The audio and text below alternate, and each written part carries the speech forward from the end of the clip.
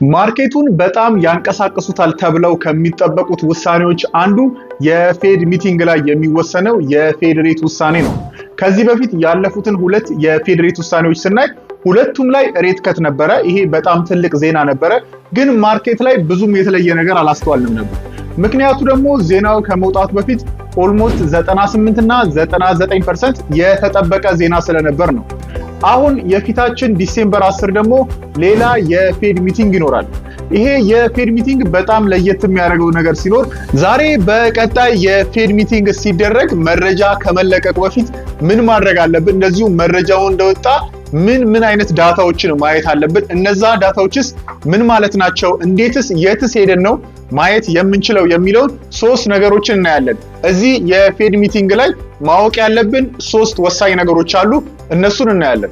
ምንጊዜም የፌድ ሚቲንግ ሲኖር ውሳኔ ከመውጣቱ በፊት ሰዓታቶች ሊቀሩት ይችላሉ፣ እንደዚሁም ቀናቶች ቀርተውት ሊሆን ይችላል። ማወቅ ያለብንና ማድረግ ያለብን የመጀመሪያው ነገር ይሄ ዜና ፕራይስድ ኢን ነው ወይንስ አይደለም የሚለውን ነው ማወቅ ያለብን። ፕራይስድ ኢን ማለት በጣም ብዙ ሰው ቀድሞ የጠበቀው ዜና ሲሆን ማለት ነው።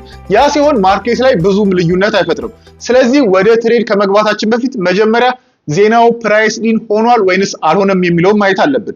ስለዚህ እሱን እንዴት እንደምናይ ፒሲ ላይ ገብቼ አብረን እንይ። እሺ፣ ይሄ የፌድ ሚቲንግ ፕራይስ ኢን ሆኗል ወይንስ አልሆነም የሚለውን ለማየት መጀመሪያ ኮምፒውተራችሁ ላይ ወይንም ስልካችሁ ላይ ከገባችሁ በኋላ የሲኤምኢ ግሩፕ ዌብሳይት ላይ ነው የምትገቡት። ጎግል ላይ ዝም ብላችሁ ሲኤምኢ ግሩፕ ብላችሁ መጻፍ ትችላላችሁ። ሲኤምኢ ግሩፕ እዚህ ጋር ከታች መጥቶልኛል።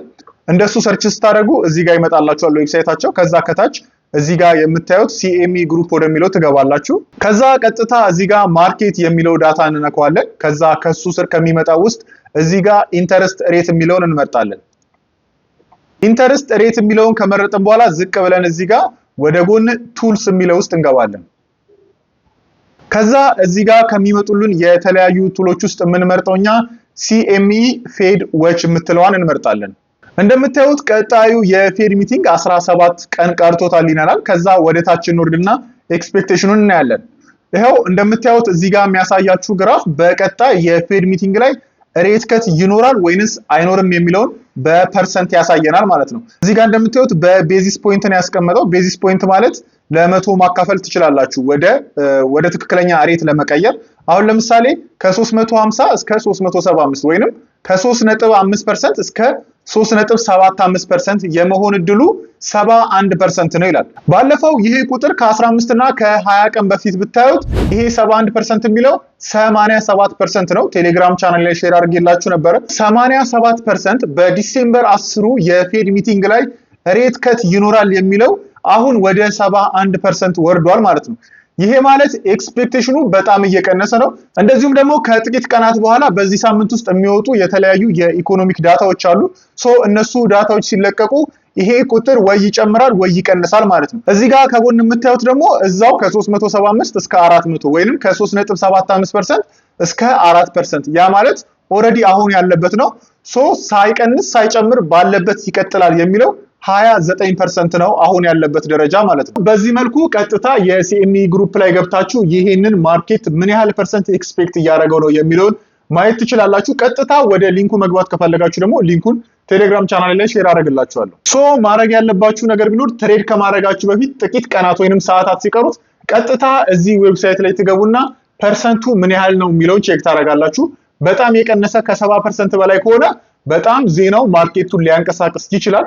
ካልሆነ ግን ይሄ ቁጥር ወደ 92 93 ወደ 97 ወደ 98 የሚጠጋ ከሆነ ደግሞ ያ የፌድ ሚቲንግ ዜና ኦልሬዲ ፕራይስ ኢን ስለሚሆን ብዙም ማርኬት ላይ ለውጥ ላናስተውል እንችላለን።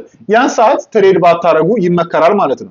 ቀጣዩ ደግሞ ኦፍ ኮርስ የሬት ውሳኔው ነው። ሬት ጨመረ ወይንስ ቀነሰ ወይንስ ባለበት ቀጠለ የሚለው ይሆናል ማለት ነው። ሬት ከት ከቀነሰ ለዶላር መጥፎ ዜና ነው፣ ከጨመረ ደግሞ ለዶላር ጥሩ ዜና ነው።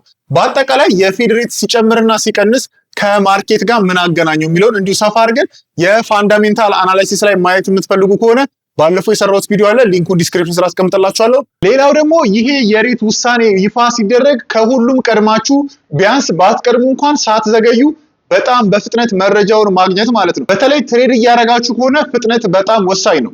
የፌድ ሚቲንግ ሬት ከት አለ ወይንስ የለም የሚለው ላይ ትሬድ እያደረጋችሁ የሬት ከት መኖርና አለመኖሩን ከስብሰባው በኋላ ፖል መግለጫ እስኪሰጥ የምትጠብቁ ከሆነ ተበልታችኋል።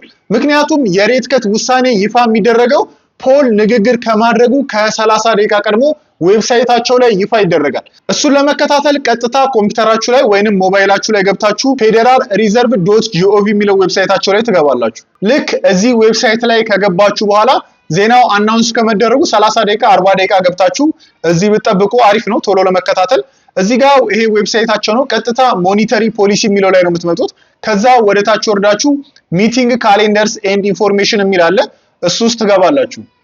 ከዛ እንደምታዩት እሱ ውስጥ ከገባን በኋላ በ2025 ያሉ ሚቲንጎች እንዳለ እዚህ ጋር የተቀመጡት ናቸው። ወደ ታች ወርዳችሁ ዲሴምበር የሚለው ላይ ትገባላችሁ። እንደምታዩት የኦክቶበር እዚህ ጋር አለ። የፒዲኤፉንም ፕሬስ ኮንፈረንሱንም እዚህ ማየት ትችላላችሁ።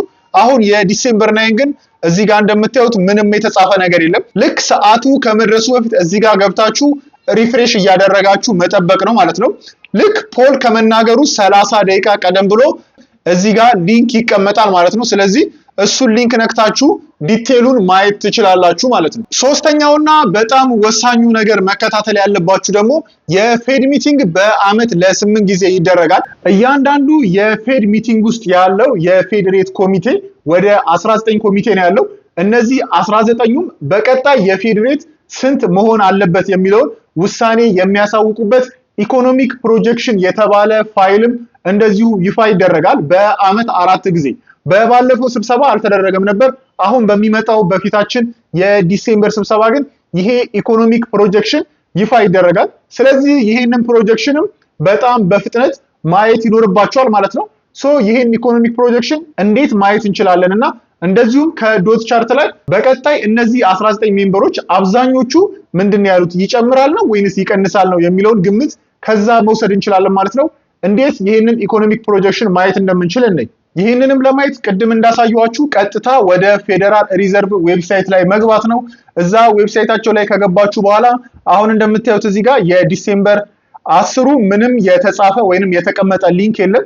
ይሄ ማለት ቀኑ ስላልደረሰ ነው። ልክ ቀኑ ሲደርስ እዚህ ጋር ሪፍሬሽ እያደረጋችሁ ቀድማችሁ መስማት ትችላላችሁ ማለት ነው። እንደዚሁ እዚህ ጋር ፖል የሚናገረው የፕሬስ ኮንፈረንስ ጽሁፍና እንደዚሁ የኢኮኖሚክ ፕሮጀክሽኑም ይፋ ይደረጋል። ሊንክ እዚህ ጋር ታገኛላችሁ። እሱ ላይ ገብታችሁ ማየት ትችላላችሁ ማለት ነው። አሁን ግን ለማየት ቀደም ብለን ከዚህ በፊት ሲለቀቅ እንዴት ነው የተለቀቀው የሚለውን ገብተን እንይ። የባለፈው የኦክቶበር ስብሰባ ላይ ኢኮኖሚክ ፕሮጀክሽን አልተለቀቀም። የኢኮኖሚክ ፕሮጀክሽናቸው የተለቀቀው በሴፕቴምበሩ ስብሰባ ላይ ሲሆን የሴፕቴምበሩ ስብሰባ ላይ እዚህ ጋር እንደምታዩት ፕሮጀክሽን ማቴሪያል የሚል አለ። ፕሮጀክሽን ማቴሪያል ከሚለው ስር ፒዲኤፍ የሚለውን ነክተን ማየት እንችላለን ማለት ነው። ከዛ በፒዲኤፍ ፎርማት ይከፍትልናል ማለት ነው። ሰመሪ ኦፍ ኢኮኖሚክ ፕሮጀክሽን ብሎ ይጀምራል። ጊዜ ካላችሁ እናንተ አንብቡት። ወሳኙ ግን ማየት ያለባችሁ ዳታ ወደ ታች ተወርዱና እዚህ ጋር የዶት ቻርት አለ።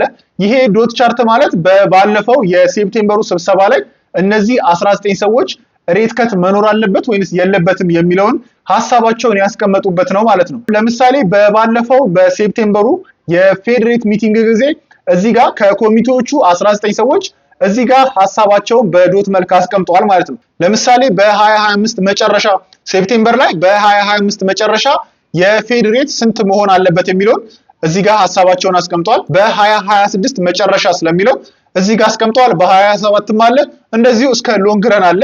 ለኛ ግን በጣም ኢፌክቲቭ የሚሆነው ባለንበት አመት ወይንም በቀጣዩ አመት የሚኖረው ግምታቸው ነው ማለት ነው። ለምሳሌ እዚህ ጋር እንደምታዩት ባለፈው ሴፕቴምበር ላይ በ2025 መጨረሻ የፌድ ሬት ስንት መሆን አለበት ለሚለው ሐሳባቸውን ሲያስቀምጡ እዚህ ጋር ከላይ አንድ ሰው አንድ ዶት አለ። ይሄ ማለት ከ19 ሜምበር አንድ ሰውዬ እዚህ ጋር ዶት አድርጓል ማለት በዚህ ቀጥታ ወደዚህ ሄዳችሁ ስታዩ ይሄ ማለት ከ4.5 እስከ 4.25 መሀል ያለችው 4.25 ነች።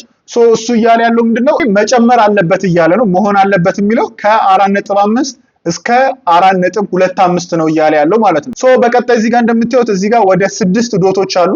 እነዚህ 6 ዶቶች ማለት ደግሞ ከ19 ሜምበሮች ውስጥ 6ቱ ምንድነው ሐሳባቸው የሚለው ነው። እነዚህ 6ቱ እዚህ ጋር በቀጥታ ስታዩ እነሱ ደግሞ አመቱ መጨረሻ ላይ የፌድ ሬት መሆን አለበት እያሉ ያሉት ስንት ነው? ከ4% እስከ 4.25% መሆን አለበት እያሉ ነው ማለት ነው። እዚህ ጋር ደግሞ ሁለት ሰዎች አሉ። የነሱንም በቀጥታ እዚህ ጋር መተን ማየት እንችላለን። እዚህ ጋር ደግሞ እንደምታዩት እነዚህ ዶቶች ብትቆጥሯቸው 9 ናቸው። ይሄ አብዛኛው ከኮሚቴዎች ውስጥ 9ኙ የተስማሙበት ምንድነው እዚህ ላይ መሆን አለበት ነው። የነዚህን የዘጠኙን ይዘን በእነሱ ስትሬት ስናይ ምንድነው የሚለው ከ3.5 እስከ 3.75 መሆን አለበት እያሉ ነው ማለት ነው። ስለዚህ አንድም ባለፈው 99% የገባው ማርኬት ኤክስፔክቴሽን የነዚህ ሰዎች ዳታ ተይዞ ነው ማለት ነው። ምክንያቱም እነዚህ ሰዎች የሚገርም ዳታ ወይንም የተለየ ዳታ ወጥቶ ሀሳባቸውን ካልቀየሩ በስተቀር በቀጣይ ስብሰባ ድምጻቸውን የሚሰጡት ለምንድነው ሬቱ እዚህ ክልል ውስጥ እንዲያርፍ ወይንም ከ3.5 እስከ 3.75 እንዲሆን ነው ማለት ነው። እናንተ እዚህ ላይ ከገባችሁ በኋላ ማየት ያለባችሁ የመጀመሪያው እዚህ ጋር ካሉት ውስጥ ብዙ ሰዎች ሬቱ ስንት ቢሆን ነው የተስማሙት የሚለውን ቼክ ታደርጋላችሁ። ከዛ አሁን ለምሳሌ እዚህ ጋር ከ3.5 እስከ 3.75 ነው ካሉ ከረንትሊ ያለው ሬት ግን 4 ከሆነ በቀጣይ ስብሰባ የሬት ከት ሊኖር ይችላል የሚለውን ግምት መውሰድ ትችላላችሁ። አሁን ይሄ ያየነው የሴፕቴምበር ኢኮኖሚክ ፕሮጀክሽን ሲሆን አሁን ዲሴምበር 10 ላይ ግን ሌላ ዳታ እናያለን ማለት ነው። ስለዚህ ቀጥታ ማድረግ ያለባችሁ ገብታችሁ ብዙ ሰው የተስማማበት ሬት ከት ስንት ነው የሚለውን ከዛ እሱን ደግሞ ከከረንት የሬት ፕራይስ ጋር አወዳድራችሁ ሊቀንስ ነው ሊጨምር ነው የሚለውን መገመት ትችላላችሁ ማለት ነው። የዛሬው ይሄንን ይመስላል ማለት ነው። ለማጠቃለል ያህል ማድረግ ያለባችሁ ልክ የፌድ ሚቲንግ አናውንስ ከመደረጉ በፊት የመጀመሪያው ይሄ ነገር ፕራይስ ዲን ሆኗል ወይንስ አልሆነም የሚለውን ለማየት ሲኤምኢ ግሩፕ ላይ ገብታችሁ ማርኬት ኤክስፔክቴሽኑ ስንት ነው የሚለውን ማየት ከ90% በላይ ከሆነ ፕራይስ ዲን ሊሆን ይችላል የሚለውን ግምት መያዝ አለባችሁ። ሁለተኛው ደግሞ እንዴት ነው ዜናውን መከታተል የምንችለው የሚለው ሲሆን ዜናውን ለመከታተል ደግሞ ፖል እስኪናገር መጠበቅ ሳይሆን ፖል ከመናገሩ ከ30 ደቂቃ ቀድሞ ውሳኔያቸውን በጽሁፍ እዛ ዌብሳይታቸው ላይ ይለቃሉ። እዛ ገብቶ ማየት ይቻላል።